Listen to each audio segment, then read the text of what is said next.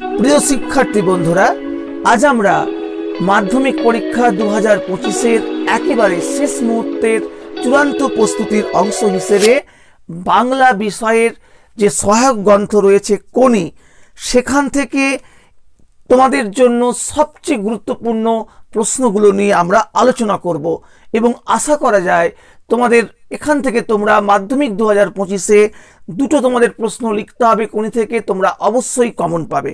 তাহলে শুরু করা যাক।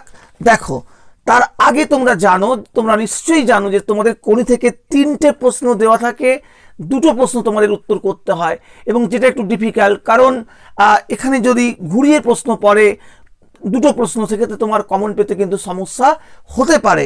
সেদিকটা লক্ষ্য রেখেই আমরা কিন্তু কিছু এক্সেস প্রশ্ন দিয়ে রেখেছি, যাতে প্রশ্ন যদি ঘুরিয়ে পড়ে এবং কিছু আনইম্পর্টেন্ট লাইন থেকে প্রশ্ন হয়, যেটা কিন্তু দেখা গেছে তোমার 2024 সালের প্রশ্নে কোনি থেকে বেশ কয়েকটা জায়গায় কিন্তু আনইম্পর্টেন্ট লাইন থেকে প্রশ্ন এসছে বা তোমার চেনা লাইনের বাইরের প্রশ্ন এসেছে। সেক্ষেত্রে আমাদেরকে কিন্তু এই বিষয়গুলোকে লক্ষ্য রেখেই তোমাদেরকে প্রশ্ন তৈরি করে যেতে হবে। তাহলে দেখো, সবচেয়ে ইম্পর্টেন্ট যে প্রশ্নগুলো রয়েছে কোনির জন্য, নাম্বার 1 দেখো, অবশেষে কোনি বাংলা সাঁতার দলে জায়গা পেল। কোনি কিভাবে বাংলা সাঁতার দলে জায়গা পেল তা লেখো। 2, কোনি উপন্যাস অবলম্বনে সাঁতার প্রশিক্ষক ক্ষিতিশ সিংহের চরিত্র আলোচনা করো। খুবই ইম্পর্টেন্ট প্রশ্ন। 3 নম্বর, কোনি উপন্যাসের কাহিনী অবলম্বনে স্বামীর যোগ্য সহধর্মিণী রূপে লীলাবতীর পরিচয় দাও। 4 নম্বর প্রশ্ন, খিদ্দা কিভাবে কোনির জীবনে প্রেরণা হিসাবে কাজ করেছিল সে সম্পর্কে আলোচনা করো। 5 নম্বর প্রশ্ন, চিড়িয়াখানায় কোনিকে নিয়ে বেড়াতে গিয়ে কি ঘটেছিল, এই ঘটনা থেকে ক্ষিতীশের কি মনে হয়েছিল। আর 6, বারুণীর দিন গঙ্গার ঘাটের দৃশ্য বর্ণনা করো। ঘাটে থই থই ভিড়, অথবা দিয়ে তোমাদের প্রশ্নটা আসতে পারে, ঘাটে থই থই ভিড়, কোন ঘাটে থই থই ভিড়, ভিড়ের কারণ কি, এই ভিড়ের বর্ণনা দাও। এই যে প্রথম 6টা কোশ্চেন্স তোমাদের বলা হলো, এই 6টা প্রশ্নের মধ্যে তোমরা যদি প্রশ্ন খুব ঘুরিয়ে না পড়ে তোমরা দুটোই কমন পেয়ে যাবে, কিন্তু যদি অনেক প্রশ্ন ঘুরিয়ে পড়ে অর্থাৎ আনইম্পর্টেন্ট জায়গা থেকে প্রশ্ন দেয়, এবং যেটা কিন্তু সাম্প্রতিক সময়ে কোনির ক্ষেত্রে লক্ষ্য করা যাচ্ছে, সেক্ষেত্রে কিন্তু তোমাদেরকে আরও বাকি যে প্রশ্নগুলো আমি বলবো সেগুলোও কিন্তু তোমাদেরকে দেখতে হবে, তৈরি করতে হবে। কারণ পরীক্ষার হলে তুমি কিন্তু কোনো লটারি নয়, তোমাকে সেখানে কিন্তু তোমার যদি উত্তর তৈরি থাকে তাহলে তুমি কিন্তু সঠিকভাবে উত্তরটি লিখে আসতে পারবে।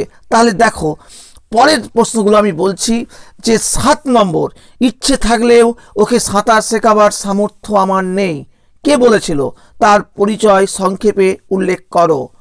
পরের 8 নম্বর প্রশ্ন, ফাইট কোনি ফাইট, সাধারণ সাঁতারু থেকে চ্যাম্পিয়ন হয়ে উঠতে গিয়ে কোনিকে কী ধরনের ফাইট করতে হয়েছিল নিজের ভাষায় লেখো। 9 নম্বর, এটা বুকের মধ্যে পুষে রাখুক, কি পুষে রাখার কথা বলা হয়েছে, কি কারণে এই পুষে রাখা। আর 10 নম্বর মোস্ট ইম্পর্টেন্ট প্রশ্নের মধ্যে শেষ প্রশ্ন 10 নম্বর, কোনির পারিবারিক জীবনের পরিচয় দাও। এই প্রথম 10টি প্রশ্ন আমরা তোমাদের জন্য সাজিয়ে দিয়েছি। আশা করা যাচ্ছে এখান থেকে তোমরা দুটো কোশ্চেন্স কিন্তু কমন অনায়াসেই পাবে।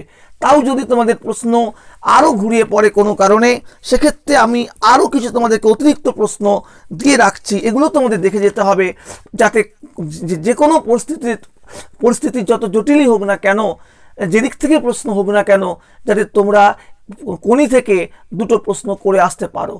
আর খুব কম সাজেশনে তোমরা যদি করে যাও, 2-3টে প্রশ্নের মধ্যে করে যাও, সেক্ষেত্রে তোমাদের লাক ভালো হলে বা খুব সহজ প্রশ্ন হলে হয়তো কমন চলে আসতেও পারে, আবার নাও আসতে পারে। কিন্তু এখানে আমরা সেভাবে তোমাদেরকে বলছি না, আমরা তোমাদেরকে চাইছি তোমরা দুটো প্রশ্নই কিন্তু কমন পাও। তাহলে অতিরিক্ত প্রশ্নে কি বলছি দেখো, যে 1 নম্বর, খিদ্দা এবার আমরা কি খাবো, বক্তাকে উদ্দিষ্ট ব্যক্তি কিভাবে তাদের সাহায্য করেছেন। 2, নেতাজি বালক সংঘের 20 ঘন্টার হাঁটা প্রতিযোগিতার প্রস্তুতি ও আয়োজন লেখো।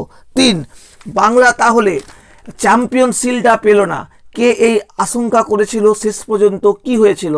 অথবা মাদ্রাজে জাতীয় সাঁতার চ্যাম্পিয়নশিপে গিয়ে যেসব ঘটনা ঘটেছিল তা লেখো। পরের প্রশ্ন, আপনি আমার থেকে 4000 গুণ বড় লোক, কিন্তু 4 লক্ষ টাকা খরচ করেও আপনি নিজের শরীরটাকে চাকর বানাতে পারবেন না। বক্তা কে? কেন এই কথা বলেছিলেন?